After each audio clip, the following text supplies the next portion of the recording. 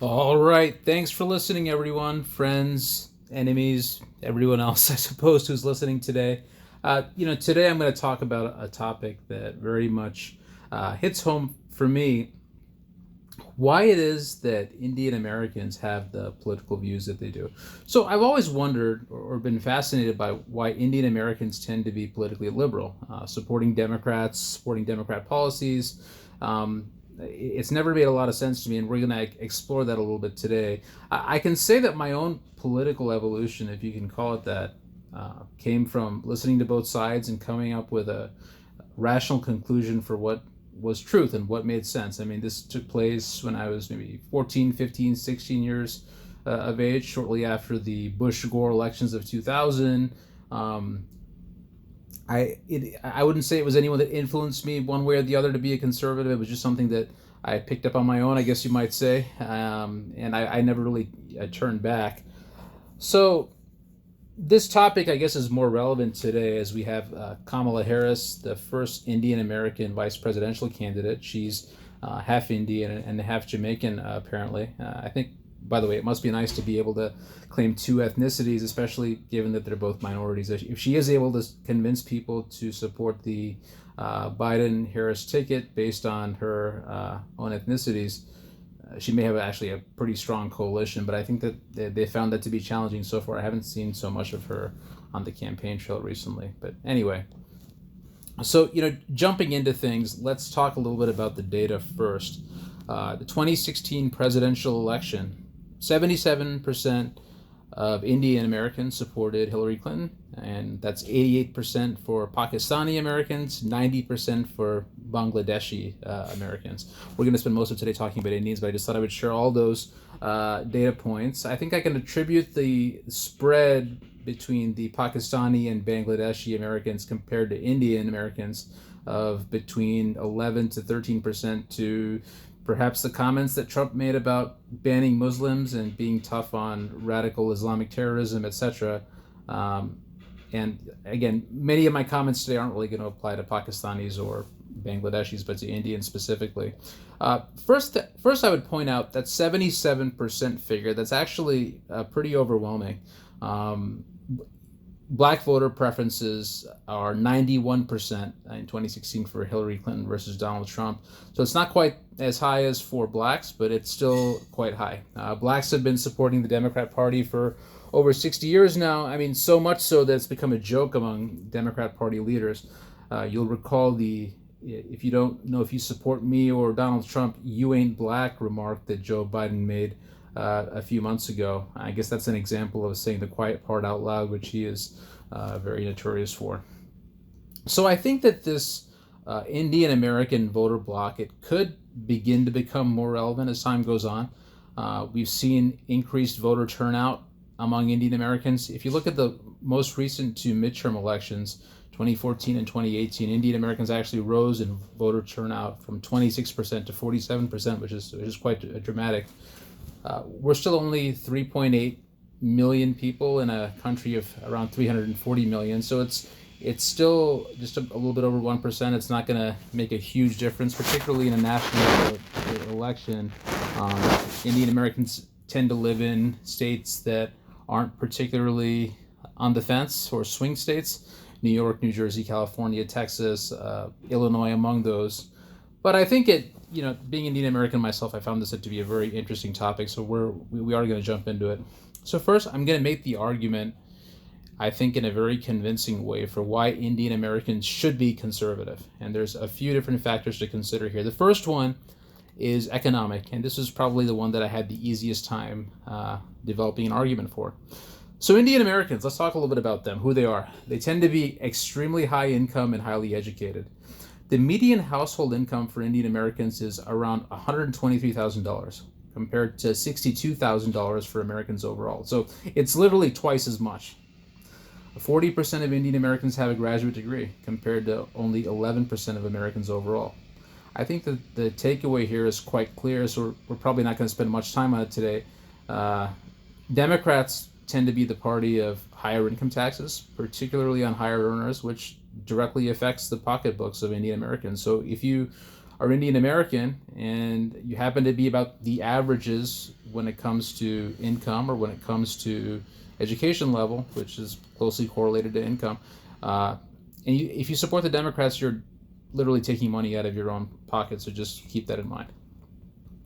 The second point here, under the economic umbrella, Indian Americans don't tend to utilize government benefits compared to other ethnic groups. Now, this was really tough to pull disaggregated data for, and by that I mean specific to Indian Americans versus Asians overall.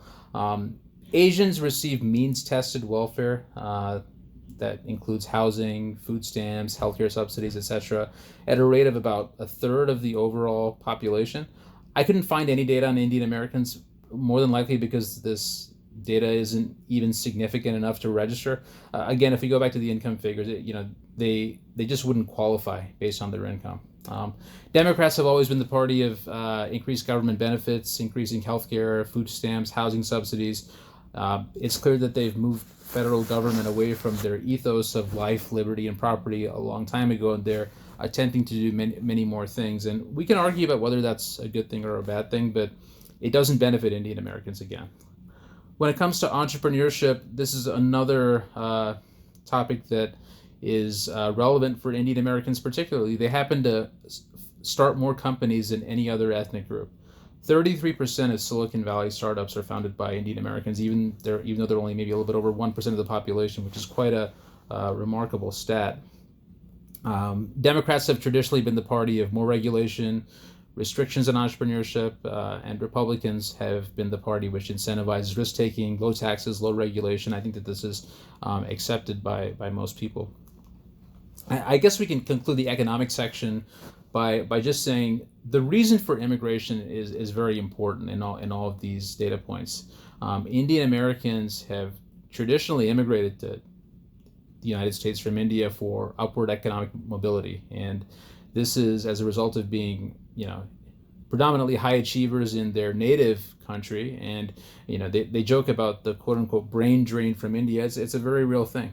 They come to America because they desire smaller government, more economic freedom, more opportunities for their kids. India is a developing country, but it's not politically unstable in any way.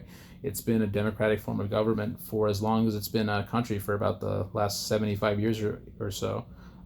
Immigrants, on the other hand, from other parts of the world, including the Middle East, Latin America, Africa, they oftentimes come here as refugees, and they have less skills or education, certainly not as much even as the native population, and they desire more government assistance, so supporting the Democrats is likely going to be a better fit for them.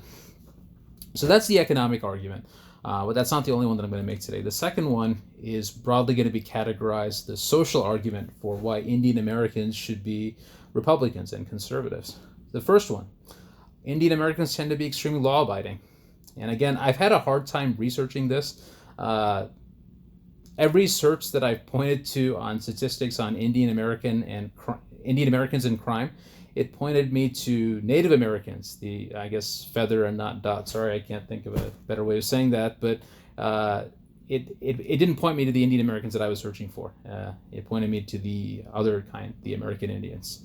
That's really a misnomer because, as we've discussed before, they're not Indians, they happen to be Native Americans, and I guess when the early settlers came here several centuries ago, they thought they were in India. Anyway, I don't want to get too off topic. It's well known that Indian Americans commit virtually no crimes, violent or otherwise, at least relative to their presence in the population. They just tend to be a law-abiding group of people, and feel free to contradict me on that if you see any evidence otherwise. I really couldn't find much on this. A fear of mine, being an Indian American male, is getting sent to prison, for all the usual reasons. But for one thing, I wouldn't have any race-based gangs in prison to join, which seems to be the only communities that are alive and well in prison. Maybe I'm just watching too much TV. But back to the political argument, Democrats are the party that is well known to be soft on crime. And this isn't right-wing propaganda. I'm on Joe Biden's website right now, and I'm reading about opposing mandatory minimum prison sentences, opposing 3-strike laws, second chances, opposing the death penalty, opposing cash bail. this is what they believe, and it's not something that benefits Indian Americans because they don't commit very many crimes. There are just not very many of them in prison. The second argument, and this is one that hits home for me again, like many of these topics do, affirmative action. So affirmative action hurts Indian Americans probably more than any other ethnic group. So this is the only legally sanctioned form of systemic racism in America that we hear so much about today. It's affirmative action, which, to sum it up, grants blacks and Hispanics race-based preferences to college and grad school, among other institutions, at the expense of whites and Asians. In fact, I would argue that race-based admissions policies hurt Asians the most. The average SAT score, if you just want to look at one simple metric, for whites it's 1123, for blacks it's 946, for Latinos it's 990, and for Asians it's 1223. So if colleges didn't use race-based preferences to disadvantage Asians to the benefit of other groups, in fact, their classes would be even more Asian, with less diversity, which is the argument for affirmative action in most cases, that in redressing past injustices, I suppose. Although I think that one would apply only to African Americans, because there isn't much argument to making affirmative action to the benefit of Hispanics, because I can't think of very much America has done to hurt Hispanics historically. But anyway, this policy hurts whites and Asians, and it benefits blacks and Hispanics. College admissions, graduate school admissions, it's very much a zero-sum game. They let some people in, they keep some people out, and the classes have limited space. Everybody kind of knows this. And this was confirmed recently by a recent Department of Justice investigation that concluded that Asian Americans and white students have only 1/10 to 1/4 of the likelihood of admission as African American applicants with comparable academic credentials. This shouldn't be a surprise to anybody, but it's nice to see the Donald Trump and Bill Barr Department of Justice actually concluded an investigation confirming this. I can't see Barack Obama or Eric Holder's Justice Department ever even conducting an investigation like this, let alone find in the favor of the plaintiff in this case, which supported the claim that these are illegal race-based practices. So let's see where this evolves. So my question would be to Indian Americans, parents, I guess in particular, even those young people who are applying to college and grad school, why would you support the Democrats who openly support race-based affirmative action? I mean, this directly hurts kids' chances to get into college or grad school. And given the high levels of education that Indian Americans tend to have, this is probably an issue that they're going to likely take very seriously. And I think if there's one thing that Indians in the U.S. agree on, which maybe isn't very much, but there's a few things that they definitely agree on. One is, I guess, hating Pakistan, but the second one would be that they want great educational opportunities for their kids.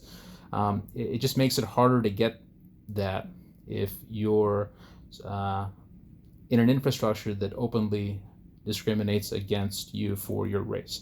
And if I was the Republicans or Donald Trump and I ever wanted to actively seek out the Indian American vote, I would just play on a loop the support for race-based affirmative action that Democrats promote, and Republicans, I would say are probably more mixed on this, but are against it in many cases. And this recent DOJ case that concluded is a good evidence of that.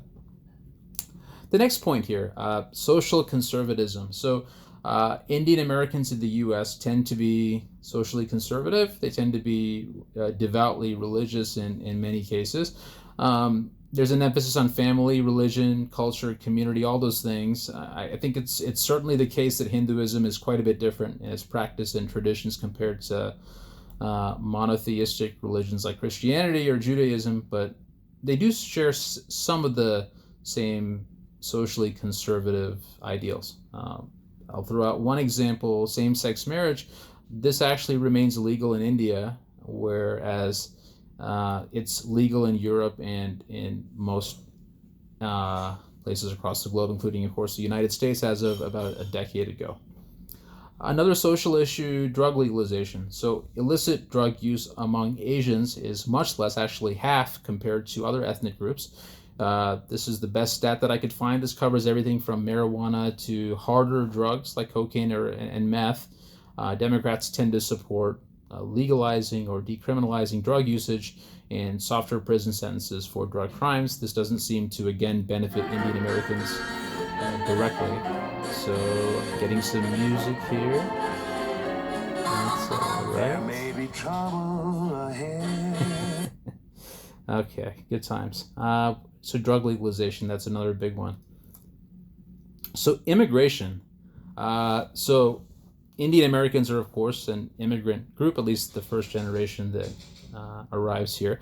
What about future immigration? Who does that tend to fall in favor of? Democrats tend to support higher levels of immigration in general from India, I would assume, including everywhere else, whereas Republicans, at least under Donald Trump, want tighter restrictions placed on new immigration. So there's a question as to whether future high levels of Indian immigration directly benefit Indians already living here. In the tech sector, for example, the technology sector, the more Indian immigrants that you import, it raises the level of competition for Indian Americans already living here and working in those jobs. And this results in lowering wages. I mean, it's just a fact. And this applies to other industries as well. For Hispanics, you can easily make the argument that industries such as those in the service sector, food services, agriculture, importing more people is going to lower wages because it raises the level of supply. For jobs that are traditionally taken on by Indian folks, it's the same argument. So I think I'm going to talk a little bit now about identity politics in general, and perhaps the response to race-based hate crimes that have taken place recently, and maybe not so recently. So I think anybody that's been awake over the last few months is intimately aware of the BLM, Black Lives Matter movement, the George Floyd case, the recent Jacob Blake case. They're all tied to race in the media and the left-wing narrative's mind, but there's really zero evidence that these incidents are in fact racially motivated. A lot of people haven't actually heard of an incident that took place in 2017. I'll read a little bit about it here. This took place in Olathe, Kansas, which was actually the town neighboring where I grew up, and literally, this is 3 miles from my home. This took place. So, an individual, Adam Purinton, shot two Indian men, Srinivas Kuchibotla and Alok Madasani, who he mistook for Iranians at a restaurant in Olathe, Kansas. He yelled, "Get out of my country," and "terrorist." And this took place at the Austin's Bar and Grill. And he was later apprehended. He was tried for murder. He is serving consecutive life sentences. And that's a story by and large. I think that it's interesting to see what the media's reaction to this was. There actually wasn't a lot of coverage about this. And the coverage that did take place was to suggest that this was somehow Donald Trump's fault. This is just a month after he was inaugurated, February of 2017 again. And Trump did actually condemn the attacks in his State of the Union address briefly. He mentioned the incident that took place, and the widow of the victim was an invited congressional guest to the State of the Union as well, which I thought was kind of a nice gesture. But I guess my point here being, you didn't see riots in the streets from Indian Americans demanding justice because there was a confidence that justice would be delivered through the legal process, and it ultimately was. There was certainly no doubt about whether this incident was racially motivated or not. The perpetrator said, "Get out of my country," and "terrorist" before firing. He thought that the two Indian men that he killed were of Muslim descent, apparently. So I guess the point here being, Indian Americans, by and large anyway, seem to be satisfied with the individual justice that was served here, rather than immediately jumping on an "I hate America, it's a racist country" narrative, because I think that they realize that saying that was pretty much just BS. Indians come here voluntarily. I mean, why would they do so if they felt oppressed and in danger of their lives? I mean, that narrative never seemed to fit their own experience here in the United States.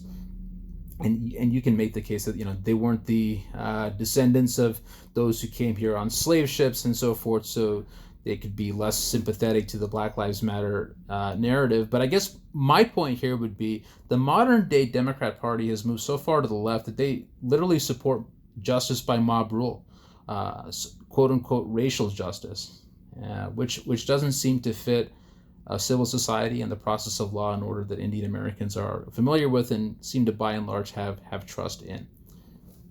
So I know we covered a lot of things there. That's social topics for why I think Indian Americans would be a better fit in the Republican Party. The last one, and this is a little bit of a tricky topic, foreign policy, and it's tricky because this can mean different things to different people.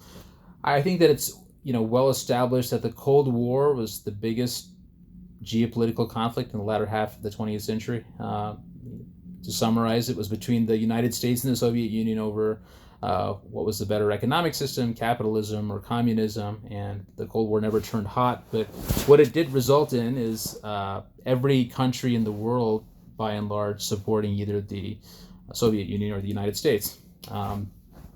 So until the 1990s, it's interesting to reflect, India operated primarily as an economically socialist state.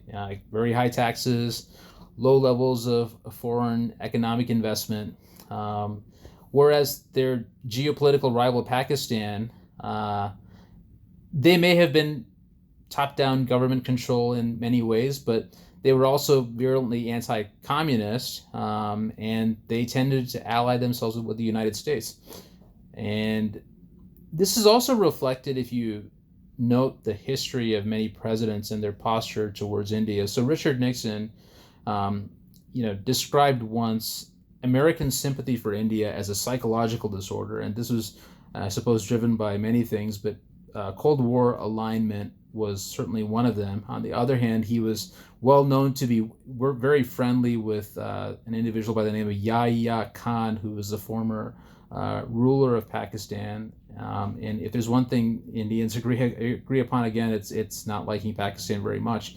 Ronald Reagan continued many of these policies as another Republican president. He didn't oppose Pakistan nuclearization. He offered it military aid. He sent it fighter planes, and he indirectly trained predecessors to Taliban and Al-Qaeda, which of course ended up hurting the United States as well.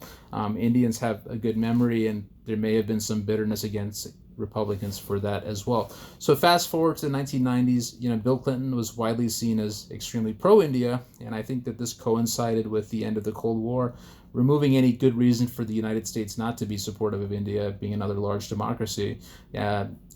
Economic ties, immigration, trade relations all improved quite a bit. I think that, like almost all of Bill Clinton's successes, I would argue that he was along for the ride rather than the root cause of anything. But this definitely helped the impression of Democrats in Indian Americans' minds.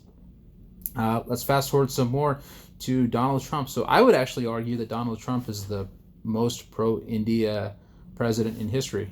He's extremely popular, ironically enough, with the Indian public in India. Forbes gave him a 56% approval rating, so it's 56-15 on whether they approve or disapprove of Donald Trump when it comes to world affairs, and the remaining 30 are neutral, I suppose. So this is actually much higher than Indian Americans here. This is a bit surprising as well because he has made efforts to limit immigration, including his restrictions on H-1B workers, which of course directly impact Indians that wish to come to the United States. He's aggressively anti-China, which is currently a key geopolitical rival of India. He's obviously not afraid to call out Islamic terrorism, which if you pay attention to world affairs, India, along with perhaps Israel, is the largest victim of Islamic terrorism, both now and over the years. And he has very close relations, or a close relationship, I should say, with Prime Minister Narendra Modi, who's seen as a conservative and a pro-nativist force in India. So I think that when it comes to foreign policy, like is the case for most voters, this isn't going to be the biggest issue for Indian Americans either. But many Indian Americans have large families that live in India, and they want to support a leader and a political party that wants things to happen favorably towards the Indian nation. So we spoke a lot about why Indian Americans should become conservatives and Republicans. So how about a few reasons for why they aren't? And as you can imagine, I had a little bit of a tougher time coming up with these, but I have a few theories that I'll run by you. So Republicans have by and large historically been seen as the quote-unquote white man's party. I'll admit this is a brilliant branding and marketing effort by the Democrats, which is something that they're quite skilled at. This has worked effectively on all racial minority groups, blacks, Hispanics, Asians, including Indians, of course. And they've made the argument not whether one party or one point of view has a better argument, better economic ideas, better foreign policy ideas, but if you support one party, you support white people, and if you support them, you also support a party and a movement that actively opposes you. So this becomes a much more personal issue and harder to overcome. So let's listen to Joe Biden and a few remarks that he had to say about Indian Americans. This is back when he could still speak. In Delaware, the largest growth in population is Indian Americans moving from India. You cannot go to a 7-Eleven or a Dunkin' Donuts unless you have a slight Indian accent. I'm not joking. Okay, so this was during the 2008 presidential primary, which was, I guess, his second or third time running for president, and he made remarks that said, if you go into a 7-Eleven or a Dunkin' Donuts, you need to have a slight Indian accent, of course, alluding to the fact that many convenience stores are operated by Indians, I guess. I tend to think that this isn't really a big deal. I find it, I guess, somewhat funny. I find Donald Trump funnier myself, but I am curious as to what Joe Biden's thought process is here. He's a career politician, a bureaucrat, 50 years in public life. He's never held a private sector job as far as I know. Is he trying to actively disparage folks that are working at Dunkin' Donuts or 7-Eleven? Is it really more noble to work as a career politician living off the government? I personally would take the 7-Eleven or Dunkin' Donuts worker in his job versus Joe Biden, who couldn't tell the difference between his wife and his sister recently in 7-Eleven or Dunkin' Donuts. I think that I wouldn't trust him to give me the right kind of coffee, decaf versus regular. Clearly, also more I guess to the point, he isn't really even aware of the high achievement level of Indian Americans that we discussed earlier. His exposure to Indian people seems to be rather limited to a character from The Simpsons. So that's what Joe Biden thinks about Indian people, and what he thinks about black people, of course, is even more interesting. I'll do a throwback now to 2012 when he could still speak, and we'll see what he has to say. Look at what they value and look at their budget and what they're proposing.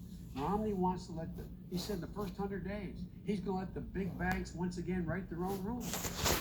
Unchain Wall Street. They're going to put you all back in chains. I apologize if that was a little bit difficult to hear, but he was basically making the point that Mitt Romney, if he's elected, will put black people back in chains, which is, of course, a slavery reference. And it's quite outrageous if you think about it, but he gets away with it because I don't know if it's because many black people believe that Republicans actually will put them back in chains or whether they just don't care. But that was from the 2012 presidential election. So we've had two Indian American political leaders in the past that have made some headway, Nikki Haley and Bobby Jindal. They've been widely seen as being, I guess, quote unquote, whitewashed because of their religious beliefs. They're both Christians, among other things. I think changing their first names is one thing. Both Bobby and Nikki weren't the first names that they were born with.